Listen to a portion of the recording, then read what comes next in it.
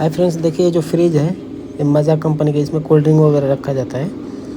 तो ये फ्रिज जो है ये 5-6 एम्पेयर ले रहा है और फिर बंद हो जाए। शुरू में अभी चला, सही चला, और 10 मिनट के बाद ये 5 एम्पेयर 6 एम्पेयर ले रहा है, फिर बंद हो जा रहा है। तो मैं अभी सप्लाई यहाँ पे चेक किया तो सप्लाई आ रहा है और 6 एम्पेयर लेकर, और OLP जो है वो बंद कर दे रहा है। OLP हीट होकर फिर बंद हो जा रहा है। तो मैं इसको अभी किया जो कैपेसिटर जो दिख रहा है इधर बाहर साइड में, इसको मैं चेंज किया तो ये हो गया। अभी देखिए 6 एम्पेयर के आसपास ले रहा है, 5.7 के आसपास ले रहा है।